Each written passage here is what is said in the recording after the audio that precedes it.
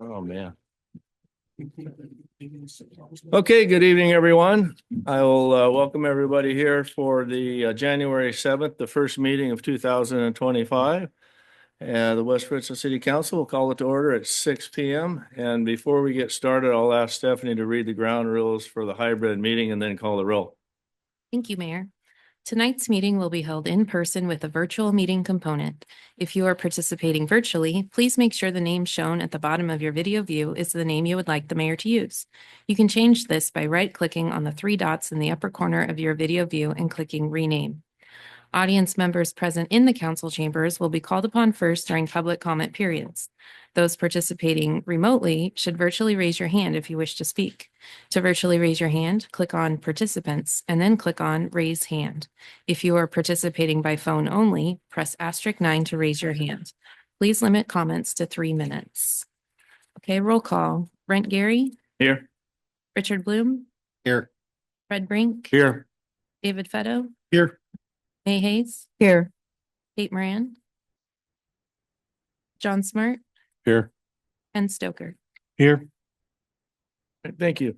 Mayor Pro Tem Brink, would you lead us in the Pledge of Allegiance this evening? Yes, sir. I pledge allegiance to the flag of the United States of America and to the republic for which it stands, one nation, under God, indivisible, with liberty and justice for all.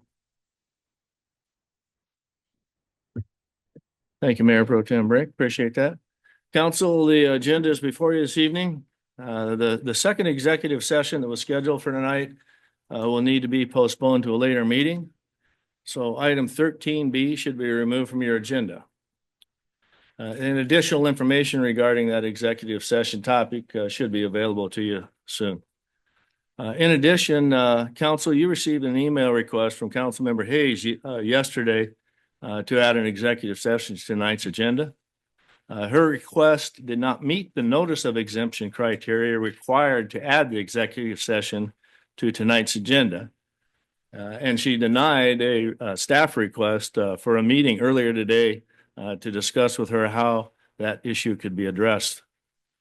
Therefore, we are unable to accommodate her request tonight. So I ask that you, Councilmember Hayes, if you would please set up a meeting with Stephanie and Jessica to discuss how that accomplishment of your request could be addressed. So with that, are there any other changes to the agenda this evening?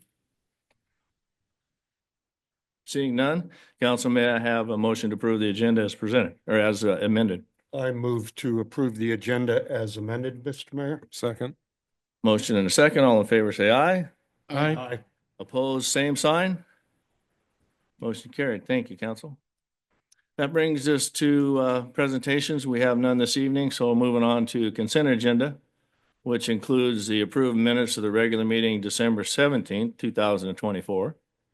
Resolution 0125, authorizing the mayor to execute a transportation impact fee mitigation agreement with the Grove. Resolution 225, setting a public hearing date to consider a sewer easement vacation file number VACA-003-2024. Resolution 0325, relating to surplus property, which is the leased postage machine and mail stuffer inserter. A mail stuffer inserter. I've never heard that one before, but that's on there for resolution 0325. And then a motion authorizing the mayor to execute a lease agreement for, again, a postage folding system. And is there anyone from the audience who would like to speak to the consent agenda this evening? Seeing no one in-house. Anyone virtual like to speak to the consent agenda this evening, please raise your hand or *9 to be recognized. Stephanie, do we have anyone in a virtual land? We have a couple attendees, but I do not see anyone with their hand up. Very good. Thank you. With that, Council, may I have a motion to approve the consent agenda this evening? I move to approve the consent agenda. Second. Motion and a second. All in favor, say aye. Aye. Opposed, like sign. Motion carries. Thank you. And that moves us to our first opportunity for citizen public comment. If you'd like to address councils for items that are not on the agenda, please come to the podium and state your name and address for the record to address council. And limit your comments to 3 minutes if you could, please. And reminder that council does not respond to questions during the comment period. Zoom. Zoom. There is some Terry. Zoomers on here, yes. Terry Davies, 3706 South Lake Drive in West Richland. And I had two things that I just wanted to have on the record today. One is I want to express appreciation to our animal control officer for chasing down the black lab that was in the Lakes neighborhood and successfully capturing him with the help of Lucius. I learned a new definition of bait dog. I always heard that in a very negative context. As one of the residents in the area who was very active on social media trying to keep track of that pup, I'm really happy and appreciative of that service. So thank you very much. The other item I wanted to ask about or have on record is reading the agenda from last month, or the meetings from last month or last time. I did see that Roscoe had a report or something about the fishing at the lakes, and that was going to be presented to the Parks Board, which I think was canceled for this month. So I don't know what the status or what the items are for that, or if there's a way for the citizens to kind of know that status. That would be appreciated. Yeah, if you go ahead and hang around till our evening comments from staff and council, I'm sure you could probably get some intel from Mr. Slade. Okay, thank you. Is there anyone virtually that would like to address council this evening? If so, *9 by phone or raise your virtual hand. See, we have one left and I do not see any virtual hand raised. Stephanie, do you? I do not. Very good. So then we will go ahead and move on to ordinance, resolutions, motions, and public hearings. And we do not have any ordinances, resolutions, motions, or anything to consider for this evening for no public comments as well. So with that, we'll roll on to unfinished business, which we have none, nor do we have any new business this evening. So we'll give you another opportunity for the second and final public comment, and it could be for anything that is on the agenda at this point. So if you'd like to address council again, come to the podium, state your name and address for the record. One and done? Okay. So we'll reach out to our virtual people this evening. If you'd like to address council, *9 or your virtual hand to be recognized. I see no virtual hand or *9. Stephanie, do you? I do not. Very good. Then we'll go ahead and move on to staff and council announcements, reports, and comments. Staff members, I've already volunteered Mr. Slade, so we'll go ahead and let him kick it off. Yep, already on my list. So, Very good. so we do have a draft ordinance for dealing with things in the park. One of them being fishing, youth fishing. In December, met with the Council Parks Subcommittee. They reviewed it and recommend that go forward to the Park Board. And so we'll be Park Board reviewing that ordinance on January 27th. It's a Monday night here. So I'll just tell you, it allows for non-motorized 6 p.m. here. Okay. Thank you. It will allow for non-motorized boat use in the lakes. So paddle boards, that kind of stuff.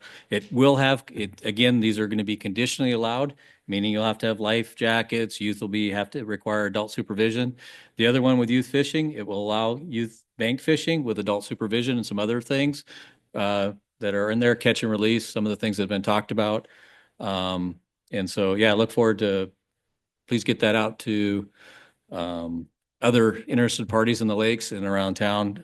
So assuming we get a favorable recommendation from the Park Board, it'll come back to council for the February 18th city council meeting to get it adopted, get some signs ordered, and have everything in place March. So just in springtime for them to go back out doing some fishing. So what was the date and time again for the Park Board? Monday, January 27th, 6 p.m. right here in council chambers. Thank you, Roscoe. We'll go to Eric next. Thank you, Mr. Mayor. Just have some news for the council as far as some new businesses that will be coming to town, or a new business. Dutch Bros will be opening their doors in March, so look for a grand opening for the Dutch Bros facility that's just outside here of our building that's been under construction for the last few months. In that building, we also found out via Facebook this week that Miss Tamales will be one of the tenants next door. So I'll have another restaurant to attend. They will be serving breakfast, lunch, and dinner. So it's exciting to have another option here. I've also heard that the Firehouse Sub should be opening up this month sometime. I haven't gotten date specific yet, but we're excited to see them reopening their doors for us. T-Mobile, by the way, did have a free sub from them, which was kind of interesting on their app. But and then we met with Teagues this week, the Teagues group, and they're going to be restarting the comp plan amendment process and getting that going. So you'll be seeing some items on your agenda for that in the coming meeting to authorize us to move forward and get things going back up for the Lewis and Clark Ranch. This year is a busy year for planning, as it is a periodic update for our comprehensive plan as well. So you'll be seeing some notices coming out for that will be looking at our existing zoning, existing land use regulations. A lot of the changes are going to be addressing state mandates for new codes that they've adopted, particularly focused on housing and affordability. So you'll be seeing a lot of that, and I'll be bringing that to council in days to come or months to come, probably. Thank you, Rick. Appreciate that. And then moving on to the good news that Chief Grego has this evening. Thank you, Mayor. Betcha. Good evening, Council. Terry, thanks for the input about the ACCO, though. Thank you. I think she's doing a wonderful job. I'll let her know for sure through the commanders. Appreciate that. So tonight I have some bad news up front. The FBI actually released a national crime report through WASPIC about Washington State as far as the national crime and compared to what Washington State crime rate is. I'm going to read this to you. That way it's verbatim of what they've put it out. Comparing 2019 to 2023 data, the last 5 years show that the Washington State increase in murder was more than 5 times higher than the national trend, 87.4 versus 17.2.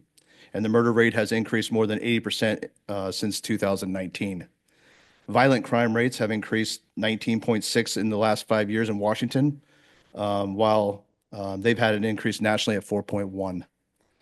Aggravated assault rates have increased 27.3% since 2019 in Washington State, while they have an increase nationally of 5.6.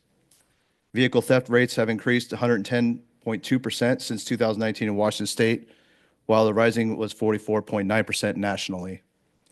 The vehicle theft rate in Washington State is more than twice the national rate, 318.7 per 100,000 nationally, and versus the 673 per 100,000 in Washington State. While the rate of robberies in Washington State have increased 19.8% over the past 5 years, they have decreased nationally by 18.5. So the good news. So I want to start off tonight to let you know that in 2022, we implemented in the police department a new Crime Friday strategy. We targeted high crime areas and individuals that we know that have been giving us problems over the time for the last numerous years. And the good news is this. In 2023, I reported that the increase of crime was over 15%. And remember that during the budget cycle and everything, I talked about it. So I asked Stacy to go ahead, and I've been watching the crime rate, and you guys have been receiving those monthly reports all year. I've been watching the crime rates and noticed that our crime rate was decreasing over the year. So today I had her tally up for 2024 from 2023, and these are the results. The Group A crimes, which is our high crime stuff. And unfortunately, we did have the most tragic crime happen in West this year.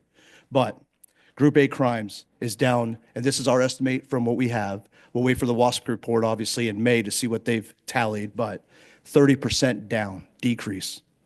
Group B crimes, 15% down from 23 to 24. Criminals arrested, booked in the jail, is down 30% in 2024. Criminal citations not booked is down 20%. This is a big one for me because as a cop, I've just watched this all my life. I've watched the calls for service, right?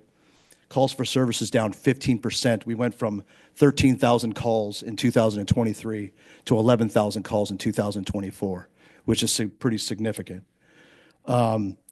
That's the good news. I want to let you know the team has done a wonderful job, and I mean across the board. It's not just the officers, even though they're the front line of everything that's going on out there, the office staff and two included. Obviously, with all that work that they did through the fighting crime, they obviously have to support that through the office. So I just want to mention that tonight. Great news for 2024 for the West Richland, for the city of West Richland. And obviously, we're going to keep it rolling and keep it going the best we can. So great news. And Mayor, I don't know if we've ever seen numbers like this in the time I've been with West Richland at all. So I just wanted to brag about how good this team is doing. So. Yeah, the chief and I were talking about it earlier this evening in regards to the rate seeing higher in 23. Well, it's because the aggressive, proactive nature of the police department and working with our members and partners region-wide. We've got Metro Drug Task Force, we've got Richland, Pasco, Kennewick, Benton, Franklin County. Everyone works together on situations and incidences here in town. They cross the border. And Chief, you could probably touch on that. So when you become aggressive and proactive, yeah, your rates are going to go up because you're getting the bad guy and you're putting him in jail. So that means the crime number is going to go up. But when our sister cities crimes go down, maybe they're not being as aggressive as we are. But Yeah, so Mayor, it's- thank you. yeah. Thank you for pointing that out. And I should have mentioned that too. You know, our partnerships, not even just in the region, which has been fantastic. As you know, Mayor, our connections with the federal task forces too has been amazing. And we couldn't have accomplished any of this stuff without all the partnerships. I'm very proud of the team at this point, and thank God we have the connections that we do, the partnerships that we do in the region and nationally. So thank you. Thank you, Chief. Appreciate that report. Moving on to council comments, reports. All of the above. We see Councilmember Fetto first up today. Thank you, Mr. Mayor. So just a couple things from the chamber. First, I want to introduce Keith Moon. Most people probably know who he is. We hired Keith effective January 1 as our new director for the West Richland Chamber. And the first month he didn't work for us, he still brought in more new business than we did last year. So we're excited to have Keith on board. Expect to see some big things come out of the chamber in 2025. On that note, tomorrow is our luncheon. So 25, I am now the new president for the chamber for the next 2 years. And tomorrow is our first luncheon. We have a fantastic speaker, Michelle Nassif. I'm not going to butcher her name. She's the director of Cougar Tracks for Washington State University. She's going to be talking about the Cougar Tracks program and the benefit to the citizens of West Richland, to the Tri-City area. It's a fantastic program. I had coffee with her about a month ago. It's fantastic. So if you're available tomorrow, Flat Top Flex, Doghouse, Beer Garden out in Pasco as a new member. They're going to be catering for us. Fantastic event. She's a great speaker. Hoping to get her in front of council, talk about her partnership with the city and the things she does. And I'll let her explain it. I won't do it any justice, but tomorrow noon, Flat Top Flex. Thank you. Thank you. We'll go ahead and move to Councilmember Blue. Well, two things. One is, we now have a new lake on Bombing Range.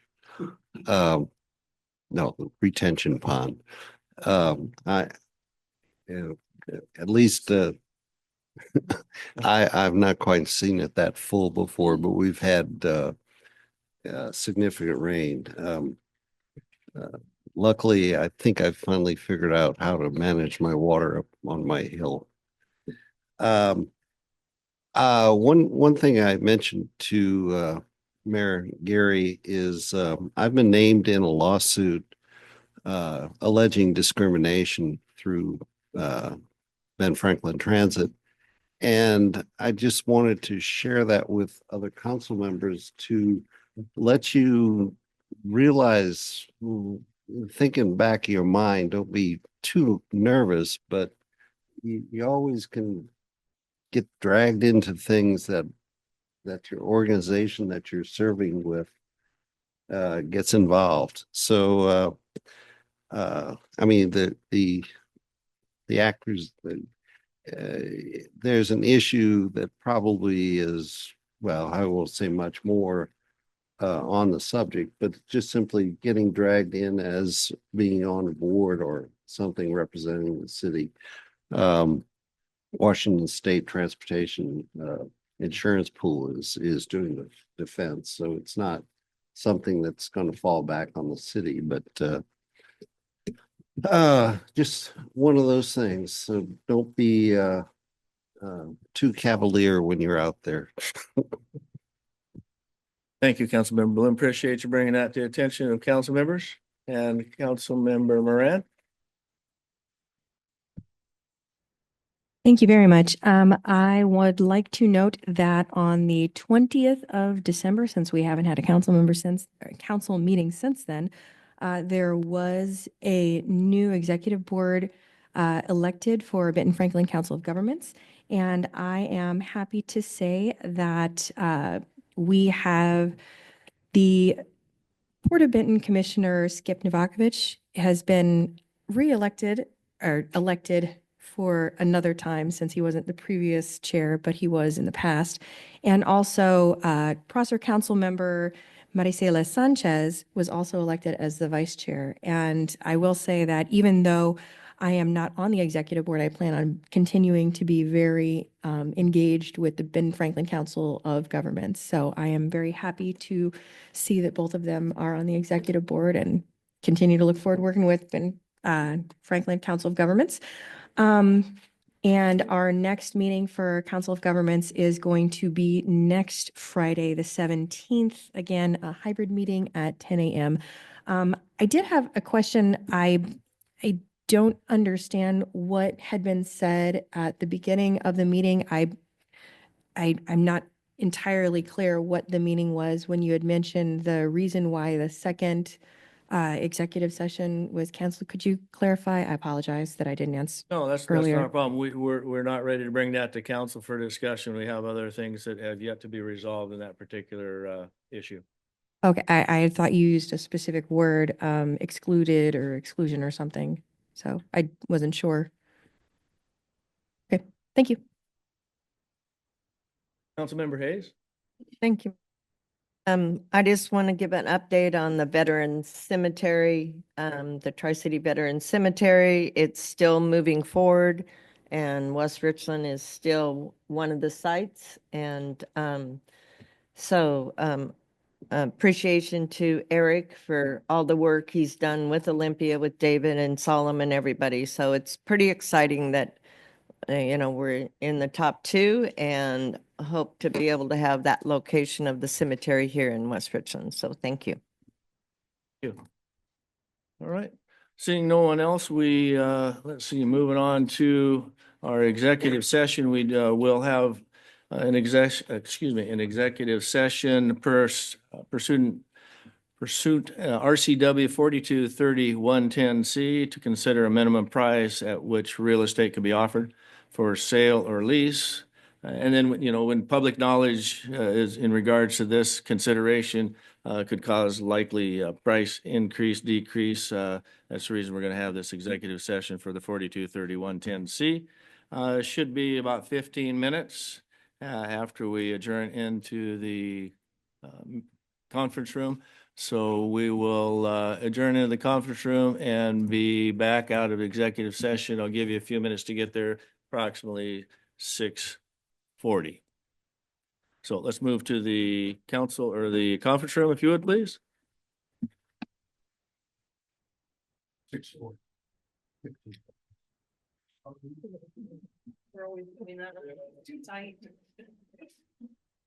But most likely we'll be back. Go along. It's easier to go short and go long than it is to go long and have to sit and wait. If it's not a emergency, obviously do the night with 6 to 8, whatever, not emergency, but it's emergency. It has to be.